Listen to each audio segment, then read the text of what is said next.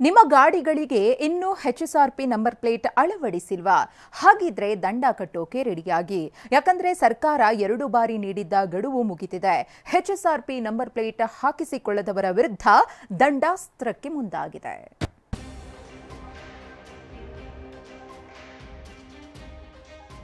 ಎರಡೆರಡು ಬಾರಿ ಡೆಡ್ಲೈನ್ ವಿಸ್ತರಿಸಿದ್ರು, ದಂಡಾಸ್ತ್ರದ ಎಚ್ಚರಿಕೆ ನೀಡಿದ್ರು.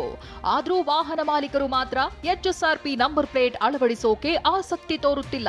ಸಾರಿಗೆ ಇಲಾಖೆ ನೀಡಿರೋ ಡೆಡ್ಲೈನ್ ಮುಗಿಯೋಕೆ 1 ತಿಂಗಳು ಬಾಕಿ ಇದ್ರೂ ಕೋಟಿ ಲೆಕ್ಕದ ವಾಹನಗಳು ಬಾಕಿ ಉಳಿದುಕೊಂಡಿವೆ. ಗಡುವು ವಿಸ್ತರಿಸಿದ್ರು HSRP ಅಳವಡಿಕೆಗೆ ನಿರಾಸಕ್ತಿ.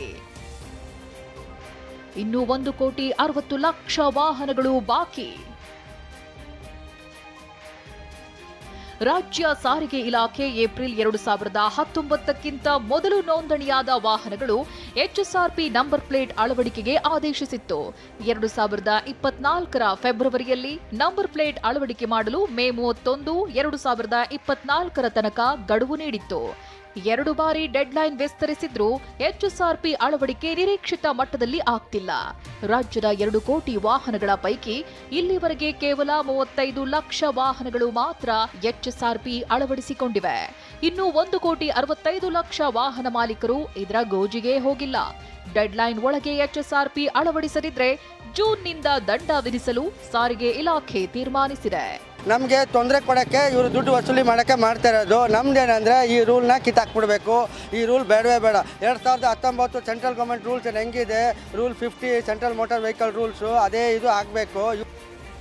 ಇನ್ನು ಫೆಬ್ರವರಿ ವೇಳೆಗೆ ಸುಮಾರು 18 ಲಕ್ಷ ವಾಹನಗಳು ನೋಂದಣಿಯಾಗಿತ್ತು. ಏಪ್ರಿಲ್ ತಿಂಗಳ ವೇಳೆಗೆ ಈ ಸಂಖ್ಯೆ ದುಪ್ಪಟ್ಟಾಗಿದೆ. ಆದರೆ ಹೆಚ್ಚಿನ ಸಂಖ್ಯೆಯ ವಾಹನಗಳ HSRP ಅಳವಡಿಕೆ ಬಾಕಿ ಇದೆ. HSRP ಅಳವಡಿಕೆ ಮಾಡದಿದ್ರೆ ಮೊದಲ ಬಾರಿಗೆ 500, ಎರಡನೇ ಬಾರಿಗೆ ಸಿಕ್ಕಿಬಿದ್ರೆ 1,000 ರೂಪಾಯಿ ದಂಡ ಬೀಳಲಿದೆ. ಈಗ ಆನ್ಲೈನಲ್ಲಿ ನೀವು ರಿಜಿಸ್ಟರ್ ಮಾಡ್ಕೊಳ್ಳಿ ಅಂತ ಹೇಳ್ತಾರೆ. ಎಷ್ಟೋ ಜನಕ್ಕೆ ಆನ್ಲೈನ್ ಅಸೆಸಬಲ್ ಆಗ್ತಾ ಇಲ್ಲ, ನೆಟ್ವರ್ಕ್ ಇಶ್ಯೂ ಆಗ್ತಾ ಇದೆ. ಸುಮಾರು ಜನ ಟ್ರೈ ಮಾಡ್ತಾರೆ, ಆಗ್ತಾ ಇಲ್ಲ. ಕೆಲವರಿಗೆ ರಾಂಗ್ ಅಮೌಂಟ್ ಟ್ರಾನ್ಸ್ಫರ್ ಆಗಿರ್ತಕ್ಕಂಥ ವಿಚಾರಗಳು ನನ್ನ ಸ್ನೇಹಿತರಿಗೆ ಸುಮಾರು 1,000 ರೂಪಾಯಿ ಕಳ್ಕೊಂಡಿದ್ದಾರೆ 2 ಸತಿ ಮಾಡಿ. ಅದರಿಂದ ಜನಕ್ಕೆ ಕನ್ಫ್ಯೂಷನ್, ಭಯ ಆಗ್ತಾ ಇದೆ. ಏನೇ ಇರಲಿ, ಸಾರಿಗೆ ಇಲಾಖೆ 2 ಸಲ ಗಡುವು ನೀಡಿದ್ರು ಜನರು ಮಾತ್ರ HSRP ಅಳವಡಿಸಿಕೊಳ್ಳಲು ಮುಂದಾಗ್ತಿಲ್ಲ.